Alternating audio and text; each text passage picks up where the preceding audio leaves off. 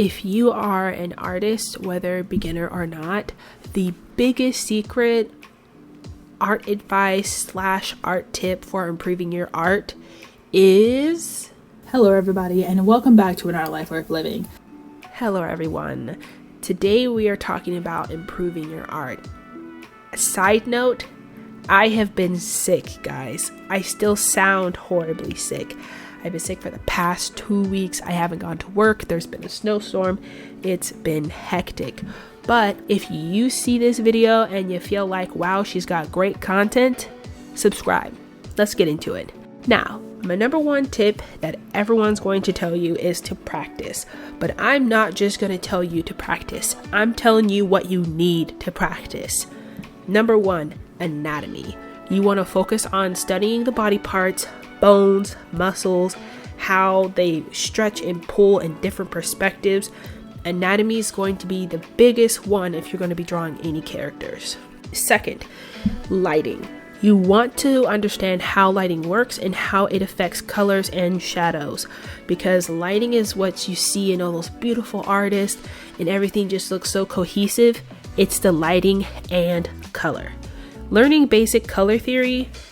Even if you are intermediate artist, play around with how light affects the color and play with different color schemes. 2, perspective. You want to practice perspective. Some basic ones you can do are vanishing points. There are 3 different basic forms, which is 1 point, which is like you're looking down a street, there's 1 vanishing point. If you're looking at the corner of a house from like a 3/4 view, that would have 2 vanishing points. And if you're looking at a building from above or below, you're going to have 3 vanishing points. Don't skip out on this, guys. Do some studying on it.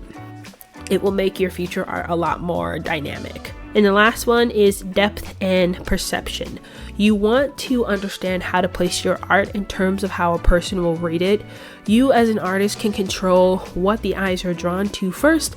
And one of the basic ones that you can look into is the rules of thirds. So, my second tip that I can give you is using references.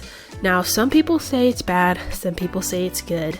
I am a complete self-taught artist, and I've learned everything I know from references and YouTube.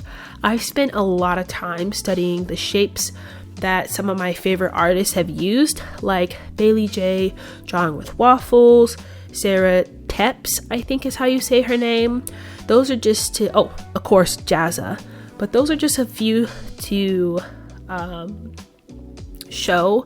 I would study their art and understand how they are placing things in terms of the shapes. Now, I've never read an art book. I've never owned one. I've just spent the last 10 years studying photos and studying strangers from real life. I stare a lot, and it's because I'm trying to figure out how the body is moving so I can make mental notes. So I was not always a good artist, guys.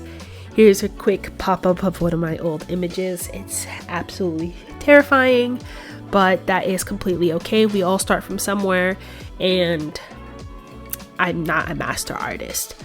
All I can say is when you are using references, do not just look at what you're drawing and try to copy it. Actually look at it, make out basic shapes that you see, put them on the paper in those basic shapes, then take the reference away and try to turn those basic shapes into what you had seen. So take mental notes and then don't look at the reference. That's the best way I can say how to use references.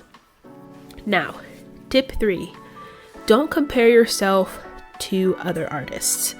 I know it's really hard to do, but when I was younger, I compared my art to others a lot.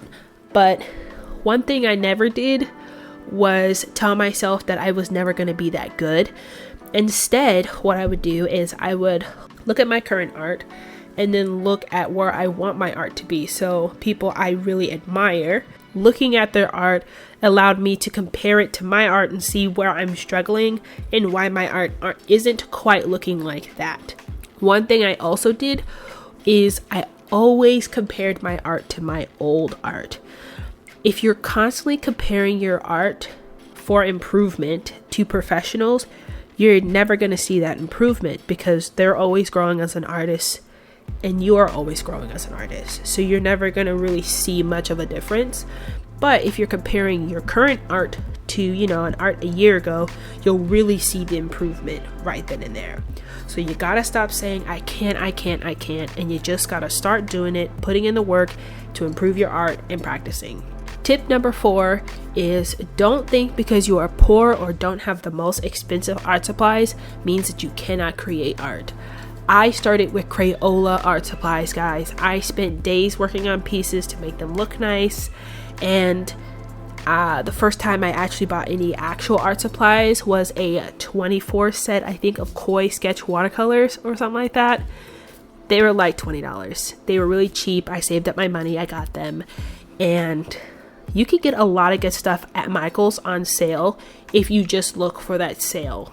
Nowadays, I still use a lot of my old art supplies like my Koi watercolors, but now I just use mainly my acrylic inks.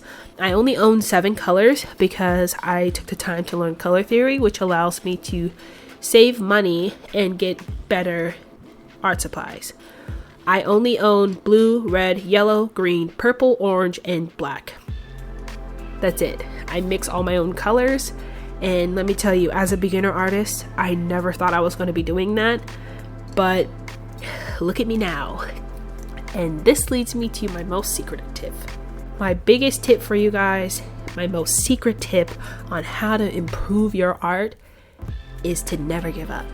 If you truly want to be an artist or you just want to improve from a hobby standpoint, you're going to have to keep going. Even when you feel like you have no motivation and you feel like your art is ridiculous and it looks like trash, keep going.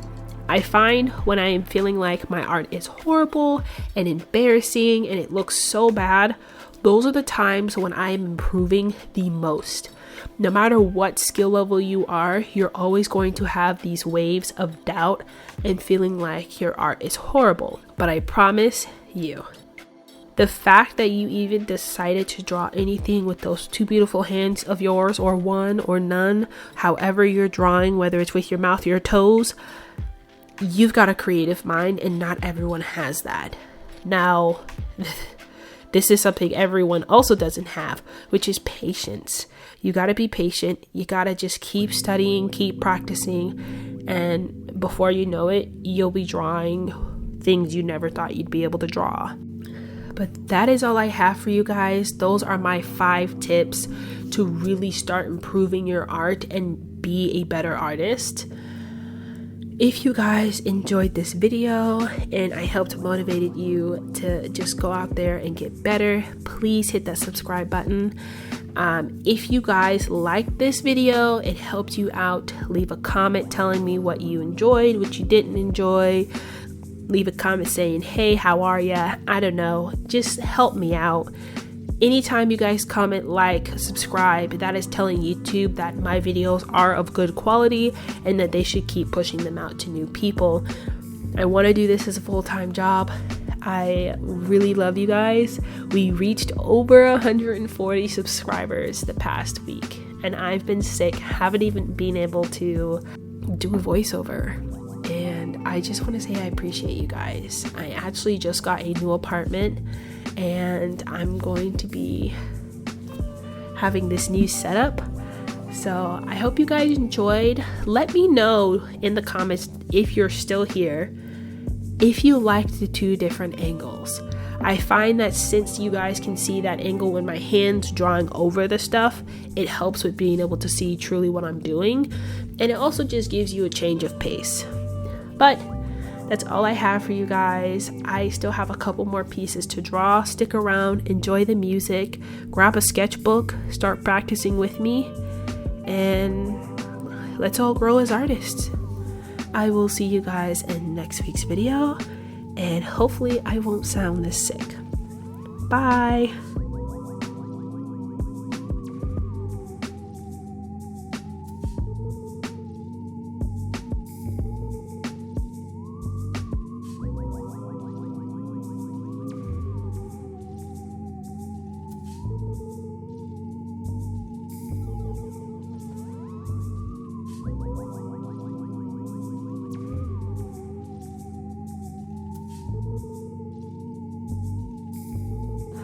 Oh, I guess something I could talk about is what I am currently doing. I am currently practicing different poses, and I'm also kind of just playing around with some colors.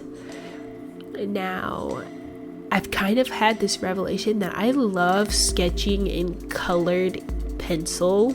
I currently just got these new Pentel mechanical colored pencils, and I pulled out my very old Arteza watercolor brush pens, and I used those to add just a pop of color to all of the art. And I honestly really love how this came out. Now, one thing I do want to say is these pieces took me about 2 or almost 3 hours to do all 4. Well, technically like 1, 2, 3, 4, 5, 6, because I did 2 each on these pages. I was really trying to practice doing very fluid motions, making things look very natural, and I think I achieved that. I've also been practicing a lot with the same face syndrome, and I have also been doing really well with that. And none of these faces look exactly like the same character. I think for my next video, I want to do facial expressions. I think that would be a test to see if I can draw the same face in different expressions. I also have just been thinking about that ever since I did a short little practice of facial expressions, and I've just been like obsessed with it, but I haven't really took the time to draw it because I know I want to do it for a video. So if you are still here even after I said goodbye earlier, you guys are the true MVPs. Comment down my mom's spaghetti. Yes, comment my mom's spaghetti if you stuck around this long. So, one thing that I didn't like, I got these colored refills on Amazon, but they weren't the Pentel brand or the Papermate brand. They weren't the Papermate brand, and the green was extremely light. I don't know if I got a bad batch because it's nothing like the green you see here, which is like the green that came in the mechanical pencil. So I'm kind of glad that I had these Kohl Erase Prismacolors, because you guys wouldn't have been able to see what I was drawing. But here she had, I wanted to give her almost like a witch nose. She had a very long face, so I really liked how she came out.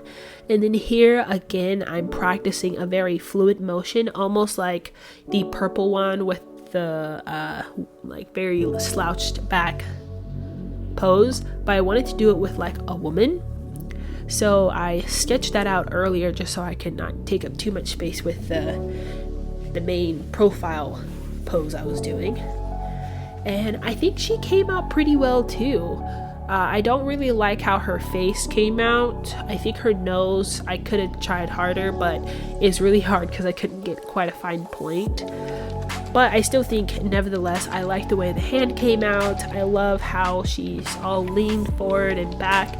It looks really fluid, and that was the main purpose of all of this. Also, if you guys were wondering what I am doing, like I said, I'm taking my Arteza watercolor brush pens. I'm putting a little bit of ink in my well, and then I'm adding water with my Pentel aqua brush pen thing.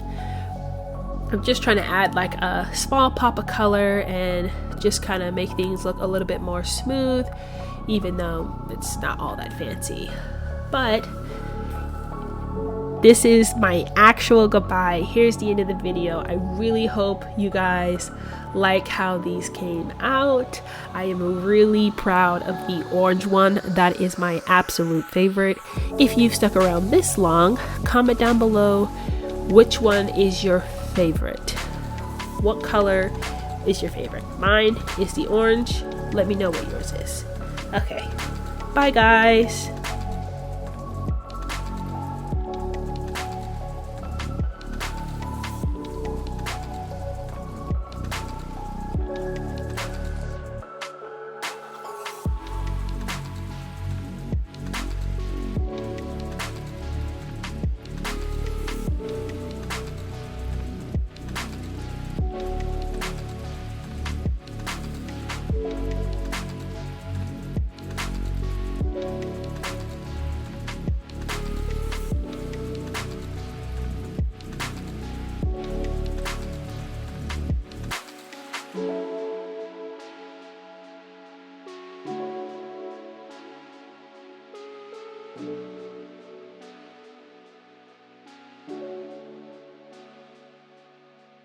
bye.